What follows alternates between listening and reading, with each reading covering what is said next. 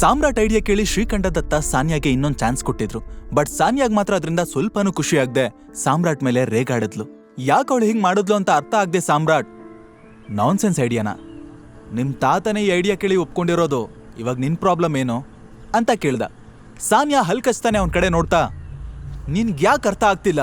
ಈ deal ನಡೀತಿರೋದು ಮಂಡೇನೆ, ಇವತ್ತಾಗ್ಲೇ Friday. ನಾನು ಇಷ್ಟು ಕಡಿಮೆ ಟೈಮಲ್ಲಿ ಹೇಗೆ ಪ್ರಿಪೇರ್ ಆಗ್ಲಿ? ಆಗ್ಲೇ ಸೂರಜ್ ಎಲ್ಲಾನು ಫೈನಲೈಸ್ ಮಾಡಿರ್ತಾನೆ ಅಂದ್ಲು. ಸಾನ್ಯಾ ಆಗಿ ಅನ್ನೆಸೆಸರಿಯಾಗಿ ರೇಗೋದನ್ನ ನೋಡಿ ರಾಜೀವ್ಗೂ ಸಿಟ್ಟು ಬಂತು. ಸ್ಪೂನ್ನ ಟೇಬಲ್ ಮೇಲೆ ಬಿಸಾಕಿ, ಸಾನ್ಯಾ, ನೀನ್ ಸಾಮ್ರಾಟ್ನ ಯಾಕೆ ಬ್ಲೇಮ್ ಮಾಡ್ತೀಯಾ? ನೀನ್ ಬಿಸ್ನೆಸ್ ಕಡೆ ಕಾನ್ಸಂಟ್ರೇಟ್ ಮಾಡ್ದೆ, ಫ್ರೆಂಡ್ಸು ಪಾರ್ಟಿ ಅಂತ ದಿನ ಇಡೀ ಬ್ಯುಸಿ ಆಗಿರೋ ಅಂತ ಅವ್ನು ಹೇಳಿದ್ನ ನಿನಗೆ. ಸಾನ್ಯಾಗೆ ಮತ್ತೆ ಡಿಸಪಾಯಿಂಟ್ ಆಯ್ತು. ಡ್ಯಾಡ್, ನೀವ್ಯಾಕೆ ಅವನ್ ಪರವಾಗಿ ಮಾತಾಡ್ತಾ ಇದ್ದೀರಾ ಅಂತ ಕೇಳ್ತಾ ಜೋರಾಗಿ ಅಳೋದಕ್ಕೆ ಶುರು ಮಾಡಿದ್ಲು. ಮಗಳು ಕಣ್ಣೀರ್ ನೋಡಿ ಶರ್ಮಿಳಂಗೆ ಕರಳು ಚುರಕ್ಕಂತು. ಅವಳನ್ನ ಸಮಾಧಾನ ಮಾಡ್ತಾನೆ ರಾಜೀವ್ ಕಡೆ ಕೆಕ್ಕೋರ್ಸ್ಕೊಂಡು ನೋಡ್ತಾ, ಏನಿದು ರಾಜೀವ್? ಸಾನ್ಯಾ ಹೇಳಿದ್ರಲ್ಲಿ ಏನ್ ತಪ್ಪಿದೆ? ಈಗಾಗ್ಲೇ ಸೂರಜ್ ಪ್ರೋಟಾನ್ ಜೊತೆ ಎಲ್ಲಾ ಮೀಟಿಂಗ್ಸ್ನು ಅಟೆಂಡ್ ಮಾಡಿರ್ತಾನೆ, ಇವಾಗ ಮಧ್ಯದಲ್ಲಿ ಸಾನ್ಯಾ ಹೋಗಿ ಏನ್ ಮಾಡ್ತಾಳೆ ಅಂತ ಕಿರಿಚ್ಕೊಂಡು ಹೇಳಿದ್ಲು. ರಾಜೀವ್ಗೆ ಸುಮ್ನೆ ಇವಳ ಹತ್ರ ಮಾತಾಡೋದು ವೇಸ್ಟ್ ಅನ್ನಿಸ್ತು. ತನ್ ಪಾಡಿಗೆ ತಾನು ಬ್ರೇಕ್ಫಾಸ್ಟ್ ಮುಂದುವರಿಸ್ತಾ.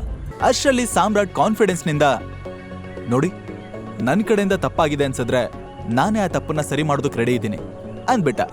ಸಾನ್ಯಾ ಅವನನ್ನೇ ನೋಡ್ತಾ, ಏನು, ನೀನ್ ತಪ್ಪನ್ ಸರಿ ಮಾಡ್ತೀಯಾ? ಹೇಗೆ? ಸೂರಜ್ ಹತ್ರಕ್ಕೆ ಹೋಗಿ ಗೂಂಡಾ ತರ ಹೊಡೆದಾಡ್ತೀಯಾ? ಇಲ್ಲ ಪ್ರೋಟಾನ್ ಮ್ಯಾನೇಜರ್ ಏನ್ ನಿನ್ಗೆ ಅತ್ತೆ ಮಗನ ಅಂತ ಅಣಗ್ಸೋ ತರ ಕೇಳಿದ್ಲು.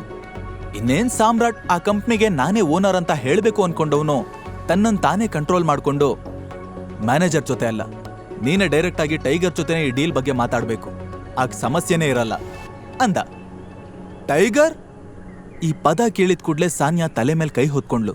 ಶರ್ಮಿಳಾ ಅಂತೂ ಜೋರಾಗಿ ನಗೋದಕ್ ಶುರು ಮಾಡಿದ್ಲು. ಹೌದೌದು, ಟೈಗರ್ ಇವನ್ ಚೆಡ್ಡಿ ದೋಸ್ತ್ ಇರ್ಬೇಕು, ಈ ಲೂಸರ್ನ ಕೇಳಿನೇ ಅವ್ನ್ ಎಲ್ಲ ಡಿಸಿಷನ್ ತಗೋತಾನೇನೋ. ಶರ್ಮಿಳಾ ಮಾತ್ ಕೇಳಿ ರಾಜೀವ್ ಚಡ್ಪಡಿಸ್ತಾ ಅವಳ ಕೈ ಹಿಡ್ಕೊಂಡು ಲೋ ವಾಯ್ಸ್ ಅಲ್ಲಿ, ಸಾಕ್ ನಿಲ್ಸೋ ನಿನ್ ವ್ಯಂಗ್ಯ, ಟೈಗರ್ ಬಗ್ಗೆ ಮಾತಾಡೋವಾಗ ಸ್ವಲ್ಪ ನಾಲ್ಗೆ ಮೇಲೆ ಹಿಡ್ತಾ ಇರ್ಲಿ ಅಂತ ಗದರಿಸ್ತಾ. ಸಾಮ್ರಾಟ್ ರಾಜೀವ್ ಹೇಳೋದನ್ನ ಕೇಳಿಸ್ಕೊಂಡು ಟೈಗರ್ ಪವರ್ ಯಾವ ರೇಂಜ್ಗಿದೆ ಅಂತ ನೆನೆಸ್ಕೊಂಡು ಒಳೊಳಗೆ ಸ್ಮೈಲ್ ಮಾಡ್ದ. ಆಮೇಲೆ ಎಲ್ರನ್ನೂ ನೋಡ್ಕೊಂಡು, ಅಲ್ಲ, ನಾನು ಹೇಳಿದ್ದೇನಂದ್ರೆ ಸಾನ್ಯಾ ಡೈರೆಕ್ಟ್ ಆಗಿ ಟೈಗರ್ ಜೊತೆ ಮಾತಾಡೋದ್ರಿಂದ ಮ್ಯಾನೇಜ್ಮೆಂಟ್ ಪ್ರಾಬ್ಲಮ್ಗಳಿಗೆಲ್ಲ ತಲೆ ಕೆಡ್ಸ್ಕೊಳ್ಳೋದಿರಲ್ಲ, ಕೆಲ್ಸ ತುಂಬಾ ಈಸಿ ಆಗತ್ತೆ ಅಂತಂದ. ರಾಜೀವ್ ಅಸಮಾಧಾನದಿಂದ, ನಿನ್ ಬೆಳ್ಬೆಳಿಗ್ಗೆನೆ ಕುಡ್ದಿದ್ಯಾ ಹೇಗೆ? ಅಥವಾ ನಿನ್ಗೆ ಏನಾದ್ರೂ ಹೆಲ್ತ್ ಪ್ರಾಬ್ಲಮ್ ಇದ್ಯಾ? ಮಾತಾಡೋದಕ್ಕೂ ಒಂದು ಲಿಮಿಟ್ ಇರುತ್ತೆ. ಟೈಗರ್ನ ಮೀಟ್ ಮಾಡ್ಬೇಕು ಅಂದ್ರೆ ಅವ್ನ್ ಮೊದ್ಲು ಕಾಣಿಸ್ಕೋಬೇಕು ಅಲ್ವಾ? ಇಷ್ಟು ವರ್ಷದಿಂದ ಅವ್ನ್ ಸುಳಿವೇ ಇಲ್ಲ, ಅಂತದ್ರಲ್ಲಿ ಮೀಟ್ ಮಾಡು ಅಂತ ಹೇಳ್ತಿದ್ಯಾ ಅಂತ ಕೇಳ್ದ. ರಾಜೀವ್ ಪ್ರಶ್ನೆಗೆ ಸಾಮ್ರಾಟ್ ಹತ್ರ ಉತ್ತರ ರೆಡಿ ಇತ್ತು. ಹಾ, ಬಟ್ ನಾವು ಅವನನ್ನ ಹುಡ್ಕೋಣ, ಅವನ್ ಸತ್ತಿಲ್ಲ ಅಂದ್ಮೇಲೆ ಅವನ್ಗೊಂದ್ ಮನೆ, ಅಡ್ರೆಸ್ಸು ಎಲ್ಲ ಇರ್ಬೇಕಲ್ವಾ? ಅವನನ್ನ ಕಾಂಟ್ಯಾಕ್ಟ್ ಮಾಡೋದಕ್ಕಾಗ್ಲಿಲ್ಲ ಅಂದ್ರೂ ಅವ್ನ್ ಸೆಕ್ರೆಟರಿ ಮುಖಾಂತರ ಆದ್ರೂ ಮೀಟ್ ಆಗ್ಬಹುದು. ಅದನ್ ಕೇಳಿ ಶರ್ಮಿಳಾ ಜೋರಾಗಿ ನಗಾಡ್ತಾ, ಹಾ, ಒಂದ್ ಕೆಲ್ಸ ಮಾಡು ಸಾಮ್ರಾಟ್, ಟೈಗರ್ ಅಡ್ರೆಸ್ನ ಕಂಡುಹಿಡಿ, ಇಮಿಡಿಯೇಟ್ ಆಗಿ ಅವನ ಜೊತೆ ಮೀಟಿಂಗ್ ಫಿಕ್ಸ್ ಮಾಡು. ಹಾ ಸಾನ್ಯಾ, ನೀನ್ ಆಮೇಲೆ ಈ ದಂಡ್ಪಿಂಡನ್ಗೆ ಡಿವೋರ್ಸ್ ಕೊಟ್ಟು ಟೈಗರ್ನೇ ಬಾಯ್ ಫ್ರೆಂಡ್ ಮಾಡ್ಕೊಂಡ್ಬಿಡು ಅಂದ್ಲು. ಸಾನ್ಯಾ ಕೋಪ ಮಾಡ್ಕೊಂಡು ಚೇರ್ನ ಹಿಂದಕ್ಕೆ ನೂಕಿ, ನಾನು ಆಫೀಸ್ಗೆ ಹೋಗ್ತಾ ಇದ್ದೀನಿ, ಬಾಯ್ ಅಂತ ಹೇಳಿ ಅಲ್ಲಿಂದ ಹೊರಟ್ಬಿಟ್ಲು. ಕೊನೆಗೆ ಸಾಮ್ರಾಟ್ ಏನೋ ಯೋಚಿಸಿ ನಿಟ್ಟುಸ್ರು ಬಿಡ್ತಾ ಸೀದಾ ಇಮೇಜಿಂಗ್ ಸೆಕ್ಯೂರಿಟೀಸ್ ಆಫೀಸ್ಗೆ ಹೊರಟ. ದಾರಿಲಿ ಸಾನ್ಯಾ ಯಾವ ಡಿಸಿಷನ್ ತಗೋತಾಳೋ ಅಂತ ಥಿಂಕ್ ಮಾಡ್ತಿದ್ದ. ಅವನ ಆಫೀಸ್ ರೀಚ್ ಆಗಿ ಕ್ಯಾಬಿನ್ಗೆ ಹೋದಾಗ ಮೈರಾ ಅಲ್ಲಿ ಕೆಲವು ಫೈಲ್ಗಳನ್ನ ಜೋಡಿಸ್ತಾ ಇದ್ಲು. Hello sir, good morning. Good morning. ಅದೇನು ಫೈಲ್ಸು? ಅದೇ ಸರ್, ನಮಗೆ ಎಷ್ಟು ಫಂಡ್ ಬೇಕು ಅಂತ ಎಸ್ಟಿಮೇಟ್ ಮಾಡೋದಕ್ಕೆ ಹೇಳಿದ್ರಲ್ಲ, ಇದೇ ಫೈಲ್ಸು.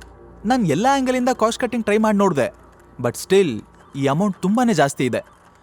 ಮೈರಾ ಮಾತು ಮುಗಿಸಿದ್ದೆ ತಡ ಸಾಮ್ರಾಟ್ ಆ ಫೈಲ್ಸ್ನ ತನ್ನ ಕೈಗೆ ತಗೊಂಡು ಫೈನಲ್ ಅಮೌಂಟ್ ಕಡೆ ನೋಡ್ದ.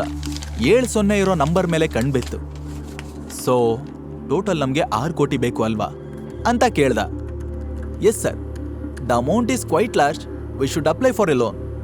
ಲೋನ್ ಬಿಟ್ರೆ ಬೇರೆ ದಾರಿ ಇಲ್ಲ ನಮಗೆ. ಸಾಮ್ರಾಟ್ ಮೈರಾ ಮಾತನ್ನ ಇಗ್ನೋರ್ ಮಾಡಿ ಫೈಲ್ ಪೇಜ್ಗಳನ್ನ ಟರ್ನ್ ಮಾಡ್ತಾನೆ ಇದ್ದ. ಆದ್ರೂ ಅವನಿಗೆ ಬೇಕಾದ ಇನ್ಫಾರ್ಮೇಶನ್ ಸಿಗದೆ, ಎಷ್ಟು ದಿನದಲ್ಲಿ ಪ್ರಾಡಕ್ಟ್ ರೆಡಿ ಆಗುತ್ತೆ ಅಂತ ಮೈರಾನ ಕೇಳ್ದ. ಬಟ್ ಸರ್, ಇನ್ನು ಫಂಡೇ ರೆಡಿ ಆಗಿಲ್ವಲ್ಲ. ಮೈರಾ ರಾಗ ಎಳಿತಾ ಹೇಳಿದ್ಲು. ಸಾಮ್ರಾಟ್ ಪಟ್ ಅಂತ ಕತ್ತೆತ್ತಿ ಅವಳ ಕಡೆ ಒಂದು ಲುಕ್ ಕೊಟ್ಟ. ನಾನ್ ಕೇಳಿದ್ದು ಪ್ರಾಡಕ್ಟ್ ಕಂಪ್ಲೀಟ್ ಆಗಿ ರೆಡಿ ಆಗೋದಕ್ಕೆ ಎಷ್ಟು ಟೈಮ್ ಬೇಕು ಅಂತ, ದುಡ್ಡಿನ ಬಗ್ಗೆ ಅಲ್ಲ.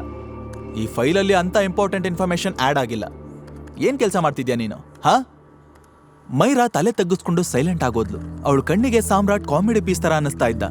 ನಂತರ ಲೋ ವಾಯ್ಸಲ್ಲಿ, ಸರ್, ಐ ಆಮ್ ಸಾರಿ, ದುಡ್ಡು ಅರೇಂಜ್ ಆದ್ಮೇಲೆ ಪ್ರಾಡಕ್ಟ್ ರೆಡಿ ಆಗೋದಕ್ಕೆ ಎಷ್ಟು ಟೈಮ್ ಬೇಕಾಗುತ್ತೆ ಅಂತ ಹೇಳೋಣ ಅನ್ಕೊಂಡೆ. ಇಷ್ಟು ದೊಡ್ಡ ಅಮೌಂಟ್ ಅರೇಂಜ್ ಮಾಡೋದಕ್ಕೆ ಹೇಗೂ ಟೈಮ್ ಬೇಕಾಗತ್ತಲ್ವಾ ಅಂದ್ಲು.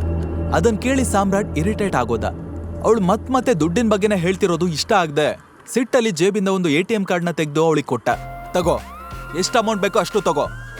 ಒಟ್ನಲ್ಲಿ ನನಗೆ ಇನ್ನು 10 ದಿನದಲ್ಲಿ ಪ್ರಾಡಕ್ಟ್ ರೆಡಿ ಇರಬೇಕು ಅಷ್ಟೇ. Remember, no compromise on quality. Got it? ಮೈರಾ ಕಾರ್ಡ್ನ ನೋಡಿ ನಿಂತಲ್ಲೇ ಅಲ್ಲಾಡೋದ್ಲು. ಅದು ಅಂತಿಂತ ನಾರ್ಮಲ್ ಕಾರ್ಡ್ ಅಲ್ಲ, ಬ್ಲ್ಯಾಕ್ ಕಾರ್ಡ್. ಈ ಕಾರ್ಡ್ನ ವಿತ್ ಡ್ರಾವಲ್ ಲಿಮಿಟ್ನ ಇಮ್ಯಾಜಿನ್ ಮಾಡೋದು ಕಷ್ಟ. ಹೇಳಬೇಕು ಅಂದ್ರೆ ಈ ಜಗತ್ತಲ್ಲಿರೋ 99% ಜನ ತಮ್ಮ ಜೀವನ ಪೂರ್ತಿ ದುಡಿದ್ರೂ ಕೂಡ ಸಂಪಾದಿಸೋದಕ್ಕಾಗದೇ ಇರೋಷ್ಟು ದೊಡ್ಡ ಅಮೌಂಟ್. ಆ ಕಾರ್ಡ್ನೇ ನೋಡ್ತಾ ಇವ್ರು ನಿಜವಾಗ್ಲೂ ಮ್ಯಾನೇಜರ, ಇವ್ರ ಹತ್ರ ಇಂಥ ಕಾರ್ಡ ಅಂತ ತಲೆ ಕೆಡಿಸ್ಕೊಳ್ತಾ ವಿಗ್ರಹ ತರ ನಿಂತಿದ್ಲು. ಸಾಮ್ರಾಟ್ ಅದನ್ನ ನೋಡಿ, ಇನ್ನು ಯಾಕಿಲ್ಲೇ ನಿಂತಿದ್ಯಾ, ಯಾರಿಗಾದ್ರೂ ವೇಟ್ ಮಾಡ್ತಿದ್ಯಾ ಅಂತ ಕೇಳ್ದ. ಸರ್ ಇಲ್ಲ ಸರ್ ಇಲ್ಲ ಅಂತ ತೊದಲ್ತಾ ಅವಳಲ್ಲಿಂದ ಅವಸರದಲ್ಲಿ ಆಚೆ ಹೋದ್ಲು. ಆ ಸ್ಪೀಡಲ್ಲಿ ಮುಂದೆ ಬರ್ತಿದ್ ಯಾರಿಗೋ ಸರಿಯಾಗಿ ಡಿಕ್ಕಿ ಹೊಡೆದ್ಲು. ಕೈಯಲ್ಲಿದ್ದ ಕಾರ್ಡು ಕೆಳಗ್ ಬಿತ್ತು. ಏಯ್, ನೋಡ್ಕೊಂಡು ಹೋಗು. ಸಾರಿ, ರಿಯಲಿ ಸಾರಿ ಅಂತ ಮೈರಾ ಕೆಳಗ್ ಬಿದ್ದಿದ್ದ ಕಾರ್ಡ್ನ ಎತ್ಕೊಂಡು ಮುಂದೆ ನಿಂತಿದ್ದ ಹುಡುಗಿನ ತಲೆ ಎತ್ ನೋಡೋದ್ಲು. ತಕ್ಷಣ ಫುಲ್ ಶಾಕ್ ಆಗೋದ್ಲು. ಮೇಡಮ್, ಅದೊಂದು ಪದ ಬಿಟ್ಟು ಅವಳಿಗೆ ಮಾತೇ ಬರ್ಲಿಲ್ಲ. ಐ ಹ್ಯಾವ್ ಟು ಮೀಟ್ ಸಾಮ್ರಾಟ್, ಮೈರಾ ಎದುರುಗಡೆ ನಿಂತಿದ್ದ ಹುಡುಗಿ ಹೇಳಿದ್ಲು. ತಕ್ಷಣ ಅಲರ್ಟ್ ಆದ ಮೈರಾ ಸಾಮ್ರಾಟ್ ಕ್ಯಾಬಿನ್ ಕಡೆ ಟರ್ನ್ ಆಗಿ ಡೋರ್ ಓಪನ್ ಮಾಡಿ, ಸರ್, ಸ್ಪೆಷಲ್ ವ್ಯಕ್ತಿಯೊಬ್ರು ನಿಮ್ಮನ್ನ ಮೀಟ್ ಮಾಡೋದಕ್ಕೆ ಬಂದಿದ್ದಾರೆ ಅಂತ ಡೋರ್ ಆಚೆಯಿಂದನೇ ಇಣುಕ್ ನೋಡ್ತಾ ಹೇಳಿದ್ಲು. ಸಾಮ್ರಾಟ್ ಸರ್ಪ್ರೈಸ್ ಆದ. ಮಾಂಟಿ ಬರ್ತಿರೋ ವಿಷಯ ಗೊತ್ತಿದ್ರಿಂದ ಅವನೇನಾದ್ರೂ ಬಂದಿರ್ಬೋದಾ ಅಂತ ಅವನಿಗೆ ಡೌಟ್ ಆಯ್ತು. ಯಾರದು ಅಂತ ಕೇಳ್ದ ಸಾಮ್ರಾಟ್. ಮೈರಾ ರೆಸ್ಪಾಂಡ್ ಮಾಡೋದಕ್ಕೂ ಮುಂಚೆ ಆ ಹುಡುಗಿ ನೇರವಾಗಿ ಕ್ಯಾಬಿನ್ ಒಳಗಡೆ ಹೋಗಿ ನಿಂತ್ಕೊಂಡ್ಲು. ಸಾಮ್ರಾಟ್ ಒಂದು ಕ್ಷಣಕ್ಕೆ ಕಕ್ಕಾಬಿಕ್ಕಿಯಾಗಿ, ನಯನಾ, ನೀನಾ ಅಂತ ಕೇಳ್ದ. ಸಾಮ್ರಾಟ್ ಮತ್ತೆ ಮಾತು ಮುಂದುವರ್ಸೋಕು ಮುಂಚೆ ಮೈರಾ ಕಡೆ ನೋಡ್ದ. ಫಂಡ್ಗೆ ಸಂಬಂಧಪಟ್ಟಿರೋ ಕೆಲಸ ಬೇಗ ಆಗ್ಬೇಕು. ಅಂಡ್ ಇಂಟರ್ವ್ಯೂ ಏನಾಯ್ತು? Any updates? ಹಾ ಸರ್, interview will be finalised by tomorrow itself. Myra quick ಆಗಿ ಆನ್ಸರ್ ಮಾಡಿದ್ಲು. ಸಾಮ್ರಾಟ್ ತಲೆ ಆಡಿಸಿ, all right, you handle it. Best ಕ್ಯಾಂಡಿಡೇಟ್ನ ಸೆಲೆಕ್ಟ್ ಮಾಡು. ನನ್ನಿಂದ ಏನಾದರೂ ಹೆಲ್ಪ್ ಬೇಕಿದ್ರೆ ಕೇಳು ಅಂದ.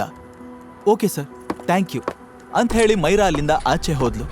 ಸಾಮ್ರಾಟ್ ತನ್ನ ಪುಟ್ಟು ಕ್ಯಾಬಿನ್ನೇ ತುಂಬಾ ಇಂಟ್ರೆಸ್ಟ್ ಆಗಿ ನೋಡ್ತಿರೋ ನಯನಾ ಕಡೆ ನೋಡಿ, ಹಾ ಅಂಕಲ್, ಇದ್ರ ಬಗ್ಗೆ ನಯನಾ ಇನ್ಫಾರ್ಮ್ ಮಾಡಿದ್ದಾಳೆ. ಇನ್ಫ್ಯಾಕ್ಟ್ ಇವಾಗ ಅವಳು ನನ್ನ ಎದುರುಗಡೆ ನನ್ನ ಕ್ಯಾಬಿನಲ್ಲೇ ಕೂತಿದ್ದಾಳೆ, ಬಟ್ ಯಾಕೆ ಅಂತ ಮಾತ್ರ ಗೊತ್ತಿಲ್ಲ ಅಂದಾಗ ನಯನಾ ಅವನ ಕಡೆ ನೋಡಿ ಚಿಕ್ಕದಾಗಿ ಸ್ಮೈಲ್ ಮಾಡೋದ್ಲು. ಆ ಸ್ಮೈಲ್ ಹಿಂದಿರೋ ಅರ್ಥ ಗೊತ್ತಾಗದೆ ಏನ್ ವಿಷಯ ಅಂತ ಸಾಮ್ರಾಟ್ ಕಣ್ಣಲ್ಲೇ ಸನ್ನೆ ಮಾಡ್ದ. ಅದೇ ಸಮಯಕ್ಕೆ ಅಕ್ರಮ್ ಕಡೆಯಿಂದ ಅದಕ್ಕೆ ಉತ್ತರ ಸಿಕ್ತು. ಹಾ ಟೈಗರ್, ನಯನಾ ಬಂದಿರೋದೇ ನಿನ್ನನ್ನು ಕರ್ಕೊಂಡು ಹೋಗೋಕೆ. ಮಾಂಟಿ ಬೆಳಿಗ್ಗೆನೆ ಲ್ಯಾಂಡ್ ಆಗಿದ್ದಾನೆ. ಅವನ್ ಸದ್ಯಕ್ಕೆ ನಿನ್ ತಂದೆ ಪ್ರಾಪರ್ಟಿ ಒಂದ್ರಲ್ಲಿ ಉಳ್ಕೊಂಡಿದ್ದಾನೆ. ನೀನ್ ಬಂದ್ಮೇಲೆ ಆಸ್ತಿ ವಿಚಾರ ಡಿಸ್ಕಸ್ ಮಾಡೋಣ. ಸ್ವಲ್ಪ ಹೊತ್ತಿನ ನಂತರ ಸಾಮ್ರಾಟ್ ತನ್ನ ಯೋಚನೆಯಿಂದ ಹೊರಗಡೆ ಬಂದು, ಮಾಂಟಿಗೆ ನಾನು ವಾಪಸ್ ಬಂದಿರೋ ವಿಷಯ ಆಲ್ರೆಡಿ ಗೊತ್ತಾಗಿರೋ ಚಾನ್ಸಸ್ ಇದೆಯಾ?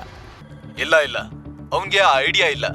ಸದ್ಯಕ್ಕೆ ನೀನು ಎಲ್ಲ ಸೀನಿಯರ್ಸ್ ಮೀಟ್ ಮಾಡ್ತಿದ್ಯಾ ಅಂದ. ಸರಿ, ಬಟ್ ನಾನೇ ಖುದ್ದಾಗಿ ಮಾಂಟಿನ ಮೀಟ್ ಮಾಡಿ ಇನ್ಫಾರ್ಮ್ ಮಾಡ್ತೀನಿ. ಅಲ್ಲಿವರೆಗೂ ನಾನು ವಾಪಸ್ ಬಂದಿರೋ ವಿಷಯನ ಅವನ್ಗೆ ಹೇಳೋದ್ ಬೇಡ ಅಂತ ಹೇಳಿ ಸಾಮ್ರಾಟ್ ಫೋನ್ ಇಟ್ಟ. ಸಾಮ್ರಾಟ್ ಆ ಕಡೆ ಮಾಂಟಿನ ಮೀಟ್ ಮಾಡೋದಕ್ಕೆ ಹೋಗ್ತಿರುವಾಗ ಈ ಕಡೆ ಮನೆಯಲ್ಲಿ ಸಾನ್ಯಾ ಸಖತ್ ಚಡ್ಪಡಿಸ್ತಾ ಇದ್ಲು. ಪ್ರೋಟಾನ್ ಜೊತೆ ಡೀಲ್ ಫೈನಲ್ ಮಾಡೋದಕ್ಕೆ ಶ್ರೀಕಂಠ ದತ್ತ ಸೂರಜ್ನ ಕಳಿಸಿದ್ರು. ಇಂಥ ಪರಿಸ್ಥಿತಿಲಿ ಸಾನ್ಯಾ ಮತ್ತೆ ತಾನ್ ಕಳ್ಕೊಂಡಿರೋ ಸ್ಥಾನಮಾನನ ವಾಪಸ್ ಪಡೆಯೋದಕ್ಕೆ ಸಾಧ್ಯನೇ ಇರಲಿಲ್ಲ. ಇನ್ನು ಮುಂದೆ ಕುತಂತ್ರಿ ಸೂರಜ್ ಕೈ ಕೆಳಗೆ ತಾನ್ ಕೆಲಸ ಮಾಡ್ಬೇಕಲ್ಲ ಅನ್ನೋದೇ ಅವಳಿಗೆ ದೊಡ್ಡ ಟೆನ್ಷನ್ ಆಗಿತ್ತು. ಹಾಗಾದ್ರೆ ಟೈಗರ್ ಫಸ್ಟ್ ಟೈಮ್ ಮಾಂಟಿನ ಮೀಟ್ ಮಾಡಿದಾಗ ಏನಾಗುತ್ತೆ? ಅವನಿಗೆ ತನ್ನ ರೋಷನ ಕಂಟ್ರೋಲ್ ಮಾಡ್ಕೊಳಕ್ಕಾಗತ್ತಾ? ಸಾನ್ಯಾಗೆ ಲೈಫ್ ಇನ್ನೊಂದು ಚಾನ್ಸ್ ಕೊಡುತ್ತಾ? ಎಲ್ಲ ಪ್ರಶ್ನೆಗೂ ಉತ್ತರ ಮುಂದಿನ ಎಪಿಸೋಡ್ನಲ್ಲಿ. ಈಗ ನೀವು ಪಾಕೆಟ್ ಎಫ್ಎಂ ನಲ್ಲಿರೋ ಎಲ್ಲಾ ಶೋಗಳನ್ನ ಈಸಿಯಾಗಿ ಕೇಳಬಹುದು. ಈಗಲೇ ಡೌನ್ಲೋಡ್ ಮಾಡಿ ಪಾಕೆಟ್ ಎಫ್ಎಂ ಮತ್ತು ಕೇಳಿ ದೇಶ ವಿದೇಶದಲ್ಲಿ ಫೇಮಸ್ ಆಗಿರೋ ಟೈಗರ್ ರಿಟರ್ನ್ಸ್ ಅನ್ನೋ ಮೈ ನವಿರೇಳಿಸೋ ಕಥೆಯನ್ನ.